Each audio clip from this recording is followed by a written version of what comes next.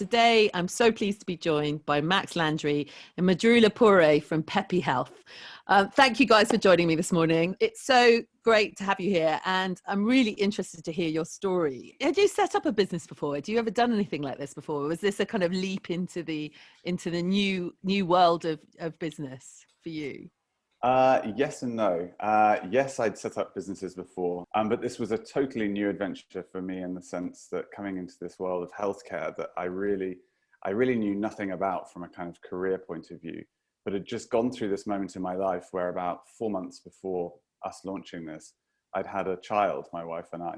So I was suddenly having firsthand the experience of what's it like to kind of take home this baby when you do not know what you're doing, and how do you get support?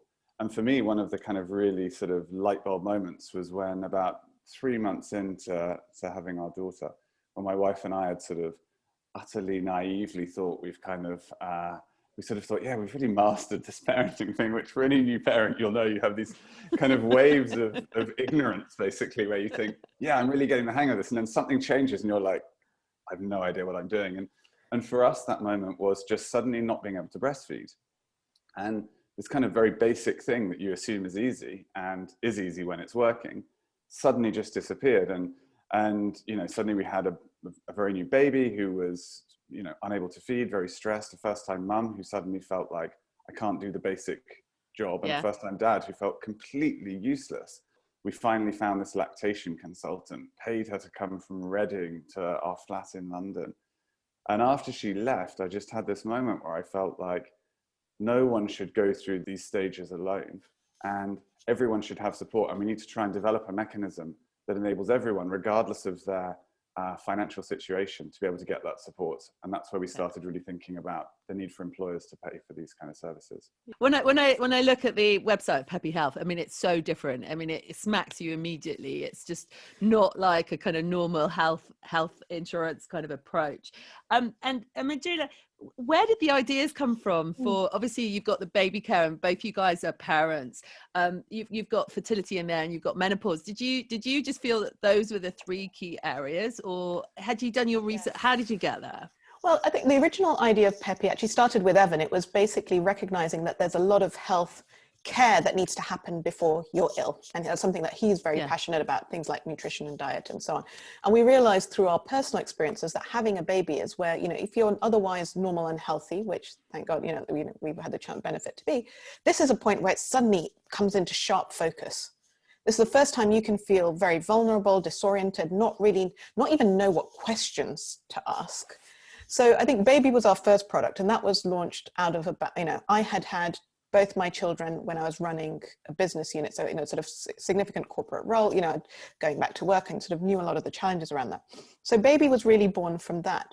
And, again, a sort of aha moment was like, this is not the only episode in life when this happens. There are several other episodes, and they do tend to be following the female reproductive journey because it's massively underserved by existing healthcare services. So my background had been in healthcare management. So I'd worked with McKinsey in the healthcare practice, helping the NHS redesign healthcare services. I understood the financial pressures there, the issues of delivering care in the community. And, these things, there's not enough money to go around. There aren't enough healthcare staff to go around to provide the level of support that's needed. We heard the same thing in menopause, and very quickly moved into the menopause space. We heard about, fertility, which is obviously not just a female issue, and they just keep popping up. They just keep popping up. When you go and talk to people, as you say, it's not like a traditional health insurance. It's something that really hits home to people, and you can see it in people's faces when you describe what we do, and they go, I know exactly what you mean, because it either affected me or somebody who was close to me, and I saw them go through it and what strain that caused in their lives. So important. And Mridula, when you went out to finance this, I mean, did people get it? Did your funders get it? Because I remember right at the beginning of Good Energy taking the concept of a green energy company out, and I have to say, nobody got it. So how did you find that? Well, the very early days, we funded it, the three of us ourselves, to get it off the ground. And then we started taking it round to investors, and a very mixed reaction. I think with investors, as with clients, you could kind of see, you kind of needed the hook, you know, of somebody going, oh my God, yeah, I know what you're talking about. Yeah. So it took a while. I think even in a very short space of time, we've seen a massive shift amongst the investment community though. I don't, you know, COVID, just general awareness of women's health, like the area is starting to pick up momentum, but I notice a really big difference now versus, and it wasn't that long ago, it was 2 years ago that we were doing our first fundraise for people to sort of understand it. I mean, and there were several elements to what we were doing that were challenging, right? First of all, you know, so the parenthood, yes, quite a few people are parents, they kind of understand that. Menopause was sort of like would draw a bit of a blank. It's quite taboo as well to talk about, isn't it? Very taboo to talk about. People, you know, often, especially in the world of startups, both on the investment side and the operator side, tend to be younger. So, you know, they might have seen older relatives or family members go through it, but it wasn't necessarily a lived experience. Yeah. And then we were also going through employers. So there was this whole sort of proof of concept. Is this something that employers will even pay for? Do they do this kind of thing, you know? They might do it in the US, but, you know, would they do it in the UK? So there was a lot of different things about our model that needed proving. But I think we're now in a really different place. And, you know, I think, to be honest, we've been trailblazers and helped pave the way, hopefully, for some other people. Yeah, I mean, I think what you guys are doing is really exciting. And Max, when I mean, you're a bloke, obviously. You're going to have to talk about when you go out and talk to people about the proposition. You have to talk about menopause. How do you feel about that? How did you get into it? How did you get into the vibe of that? Well, I guess I'm more practiced at it than most people. I do like to say I know more about the menopause than your average 41-year-old bloke. I guess two things to say there. Look, one, my mother went through the menopause. My sister will go through the menopause. My wife will go through the menopause. My daughter will go through the menopause. All my female friends will go through the menopause. This is not a niche thing. And I think, firstly, even like 2 years ago when we launched, this was considered some, you know, strange niche area of women's health. It's not. It's bog standard. Everyone goes through it.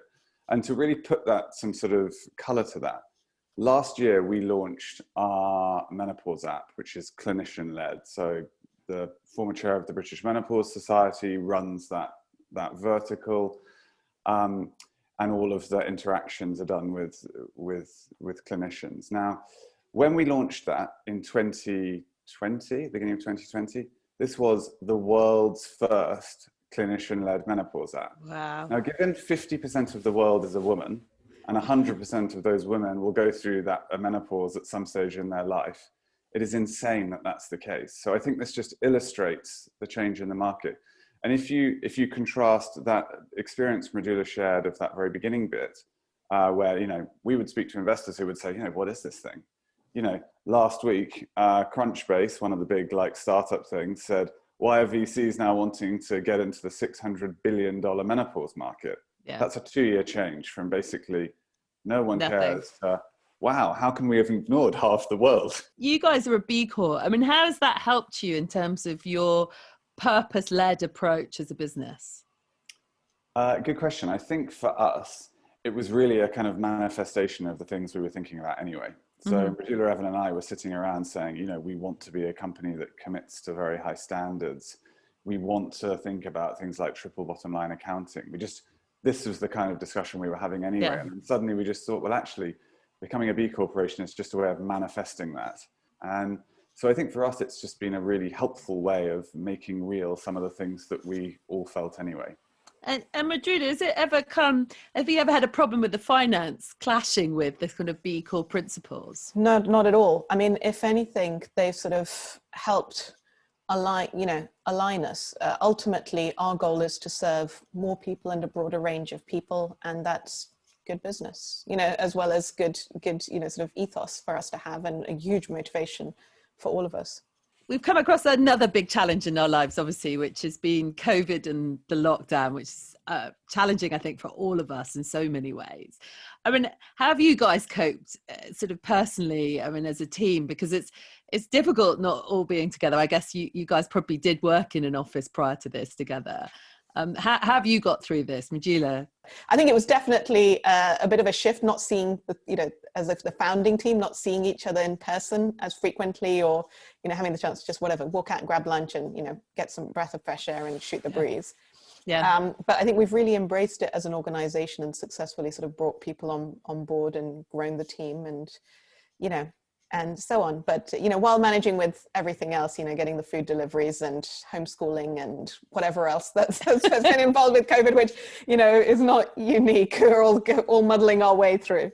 Yeah. And I mean, obviously COVID has most probably disproportionately affected women with the kind of that juggling of kind of working and childcare. I know that we've done quite a lot internally. I mean, Max, have you found that there's more need for the product now? Have people sort of seen this as an opportunity to take forward an alternative way of supporting people?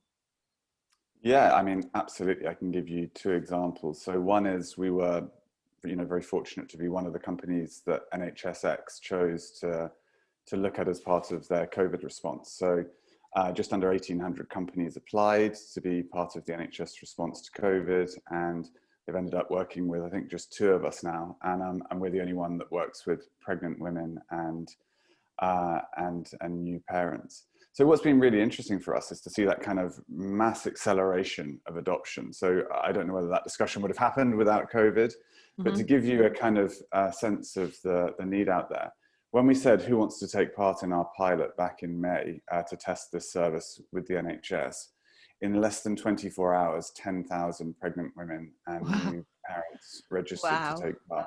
So this is just really illustrating how there's a massive need for this kind of support. This is also a public health issue, right? So what we're trying to do is be there for people right in that moment when they need them, the day that their baby is struggling with breastfeeding, rather than waiting to, got to wait until, it's 6 p.m. now, I'll call the health visitor line when it opens at 9:30 tomorrow, and I couldn't get through, then I get called back the next day. This takes 2 or 3 days. And so what we're really hoping is that we can support improved public health outcomes for the communities and the populations that we serve. Because right now, we talked about COVID, we have a big problem brewing, right, for these families who are particularly with young children, where we know these are some of the most important stages for maternal mental health, father's mental health, baby's mental health, and physical development as well, that can have long-reaching consequences. And then, and I'm really kind of proud to say this actually, when Evan, Mridula and I first set out, we really said, we want to design these services so they can be available to everybody, not just the people who have access to anything anyway, but to everybody in society. And one thing we've really seen since the pandemic is different types of organizations now wanting to purchase our services for their staff. So I'll give you an example. 2 months ago, Wix, the big retailer, rolled out our baby support service to all of their UK staff. So this is, people working on a shop floor earning minimum wage now having access to literally the best remote perinatal healthcare support available anywhere. 1 month after launch, they're like, this is great. Now they're launching menopause. Now they're launching fertility. Their sister company, Toolstation, is rolling this out. And we're now seeing that these kind of employers are recognizing that actually by supporting these deeply kind of emotive moments in people's lives, you can reduce attrition, you can increase commitment to your company, you can reduce presenteeism, and it's fairly cheap to do something really meaningful. So it just feels like we're seeing this big shift in the way people approach these things, and I think we feel really privileged to be at this, in this position to be able to deliver this much help to this many people. Well, guys, thank you so much for talking to me today. It's been really interesting, and I know so much more about this whole area. I mean, I think it's fascinating. I think it's brilliant what you've done, and yes, thank you very much.